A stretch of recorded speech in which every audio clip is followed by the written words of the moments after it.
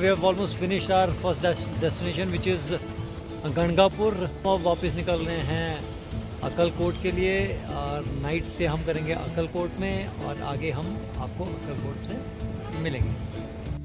गणगापुर से लगभग 2.5 घंटे का ट्रैवल करने के बाद हम लोग अक्कलकोट पहुंचते हैं।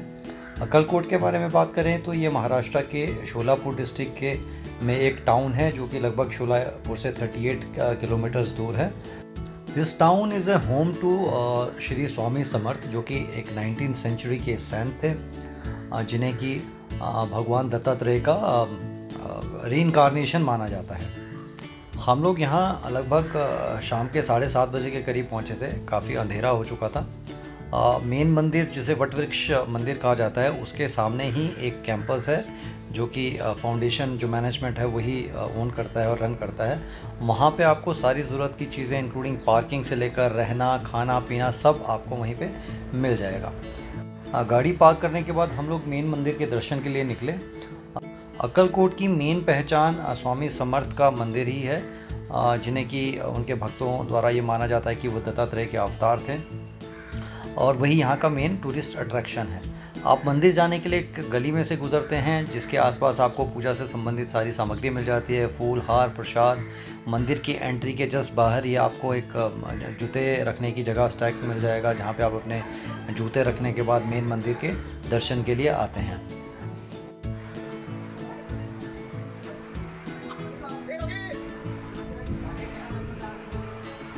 मेन गेट से आप जैसे ही अंदर एंट्री लेते हैं और हॉल में पहुंचते हैं, वहाँ का दृश्य बड़ा ही खूबसूरत है। आप हॉल की छत हो या दीवारें हो किसी भी तरफ देखते हैं तो आपको बहुत ही खूबसूरत रंग बिरंगी रोशनी दिखाई देगी। हमने ये मंदिर रात में विज़िट किया था, शायद इसलिए हमें कम रोशनी में ये और भी ज़्यादा खूबसूरत लग रहा था।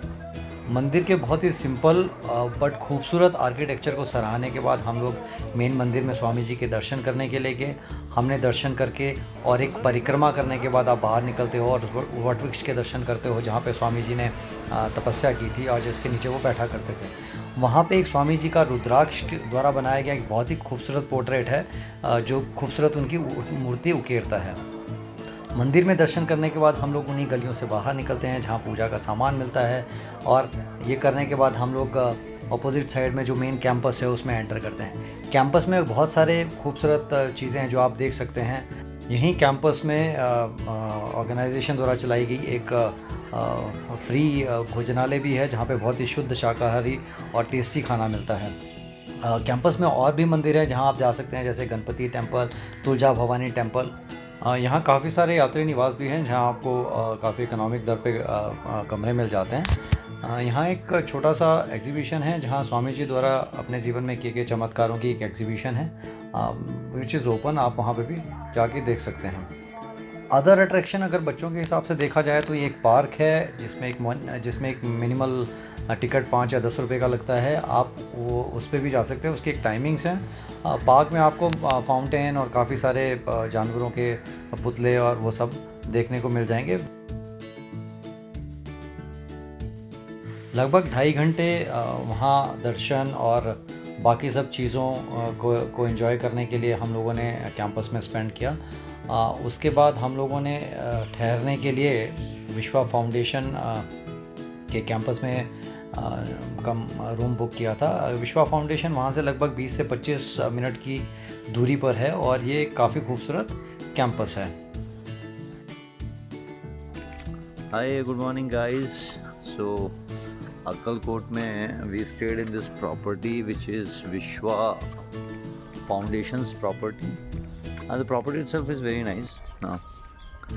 Morning time, a nice big 30 acres land. They have a lot of houses, bungalows and other things, and a nicely done temple inside. They have a canteen, cafeteria, you get a food, you also get a food inside. So thought of giving you a tour of this property. So initially we thought this to be a very good location for stay, but later when we moved out to explore this place and met the people who are working here on जो management के हिस्सा है, हमें इस organisation के बारे में बहुत कुछ पता चला। So they are working with an aim to usher in positive and sustainable changes in the world, which is a blending of timeless Vedic wisdom and modern scientific knowledge. They believe in a five-fold path for navigating the journey within ourselves, and Agnihotra plays a very important role in this journey. If we have to understand Agnihotra in very, very simple ways, it is just like offering, Havan, offering something to fire, holy fire during before sunrise, just before sunrise and sunset. That's a very simple way of understanding this. They are offering many services to the humanity, which includes, quality education to many children. They have a cow shelter within the campus, plantation of tree, a good green, vegetated campus, and they serve meal, free meal to many people for many years. So within a campus, they have a symbolic representation of location जहाँ पे सबसे पहले अग्निहोत्र किया गया था, और उस जगह पे उन सारी चीज़ों के लिए जो भी उस समय में उन्होंने यूज़ की थी, उन सबको एक एज ए सिंबल रखा गया है। इसके बाद हम लोग स्वामी समर्थ के समाधि मठ के दर्शन करने के लिए निकलते हैं, जो कि मेन एरिया में ही है। आप वहाँ जाने के बाद अपनी गाड़ी पार्किंग में लगा के एक छोटी सी गली में पैदल जाके एक समाधि मठ मंदिर के सामने पहुँचते हैं।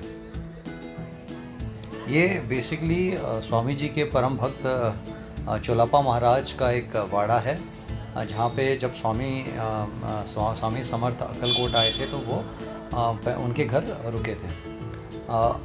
अंदर कैंपस में अगेन हॉल है, जहाँ पे काफ़ी लोग जो है पूजा कर रहे होते हैं। मंदिर में अंदर कैंपस में जो है फ़ोटोग्राफी अलाउड नहीं है।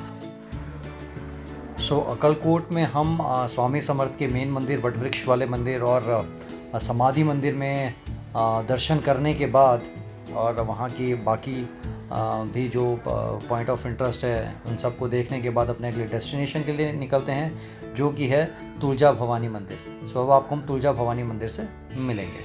Thank you so much.